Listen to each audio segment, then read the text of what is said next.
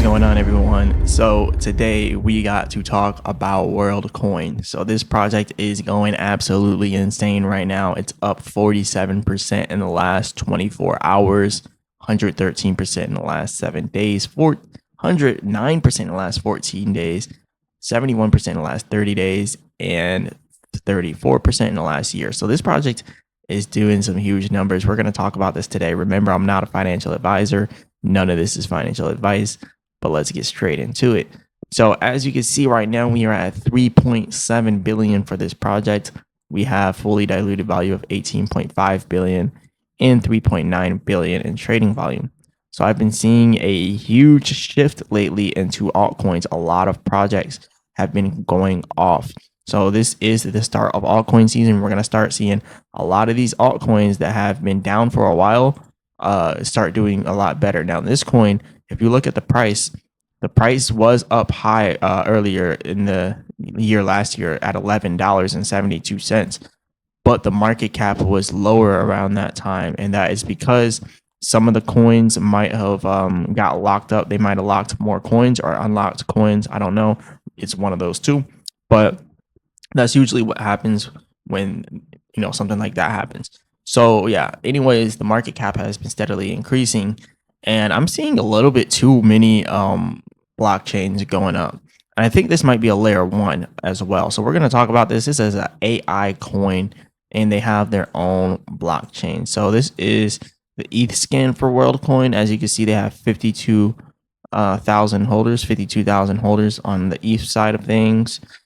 Just looking at their lineup for their top holders, over 50% in the top 10 holders, which is not a good sign, but this is on the Ethereum side of things. So it is what it is. But then we see over here, this is their actual blockchain's scan. So this is worldscan.org. It says 11 million holders, which I have a very hard time believing that. 11 million holders, 10.7 million holders 2 weeks ago, 300,000 holders in 2 weeks. I have a very hard time believing that they have 11 million holders. They actually don't have 11 million holders. I can go ahead and tell you guys that now. Anyways, Binance holds 42% of this project. That is actually crazy. Binance holds 42% of it. Not too much of a risk because Binance isn't gonna just completely dump it unless this coin completely dumps on the holders. And then you can see here, this wallet 7.5%, 7%, 6%. So the top 10 wallets are probably close to like almost 90%, right? So we know that the top 10, and if you want to say top 20 wallets, hold most of this project. Definitely be careful. This is the same thing that I seen with MYX Finance. I just did a review on that, and their top 20 holders hold 98% of the coin. In MYX Finance, the top 20% of holders hold 98% of the project, which is not good. Not good. This is the only thing so far I see as a red flag with this project. Again, like I said, this is like an AI project. So they call it the Real Human Network. As you can see here, they got some of their tools. The World ID, an anonymous proof of human for the age of AI. World app, an app that provides simple and easy access to the world. And then they got their world chain, a blockchain designed for real humans, priority lane for humans. So they're the typical type of crypto out here, right? They're being innovative. They're doing things that other cryptos are not doing, and that is starting to become typical in the crypto market, which is actually kind of funny. Like the typical thing used to be a meme coin and to tax your holders when they buy and sell. That was the typical thing. But now the typical thing is to create an actual project with actual use cases, real world use cases, and actual utilities, and an actual blockchain to go with it. That's literally becoming like the go-to for everybody. So this is pretty interesting that a lot of blockchains and a lot of crypto projects are going this route. It's definitely innovative. This is their World app. So World app provides simple and easy access to World Network. This is just the introduction to it, not the actual app, but you can download it on the App Store if you want. So World app enables you to securely and anonymously prove you are a unique human online with World ID. Use your digital assets, access many apps, and claim WorldCoin tokens. I don't know. This seems like a weird project. It enables you to securely, anonymously prove you are a unique human online.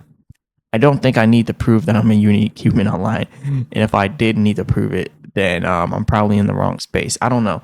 This seems like a weird project to make, but I can see some places where it could work. I don't know. WorldCoin is a blockchain designed for real humans, allows developers to reach millions of users with apps for everyday life, which is every single blockchain. WorldCoin is permissionless, open source, and designed for community governance. It is secured by Ethereum as a layer 2 and engineered for scalability with the superchain ecosystem. So it's a layer 2. It's a layer 2, not a layer 1. But yeah, this is interesting, but I don't know the actual use cases of this, if it would actually be useful. I feel like a lot of the followers are bots, and also a lot of the holders, the 11 million holders, most of those are bots. Probably over 10 million of them are bots. But yeah, this is interesting. Their engagement is pretty low compared to their supposed holders. And look, I like to be holistic. I like to be 100% truthful, and about what I talk about when I make these videos. I don't want to just pump something and hype something up. Like, that's not what I'm doing. Like, this project, I'm seeing like there could be use cases here for it, but I don't know. This project strikes me as a 100 million to $1 billion market cap coin. It does not necessarily strike me as like a 30 billion, 40 billion market cap coin. But I don't know. Who knows? This might be the next 100x, but it is pumping. So that is why we have to talk about it. So anyways, we went over everything that this project stands for, right? What it does. Now, what about prices? That's probably what you guys are wondering.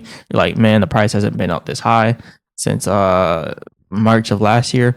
Well, one thing, like I mentioned before, this project is actually they had coins locked. They must have locked up a lot of coins between now and between the last year and now. So they must have locked up a lot of coins or unlocked. I don't know which one it would be, honestly. But yeah, when you look at the market cap is much higher now than it was before when the price was higher. So yeah, something dealing with circulating supply. Okay. But let's go ahead and do a technical, because really the reason why I'm saying this is because the technical really doesn't matter at this point, because that price doesn't matter either.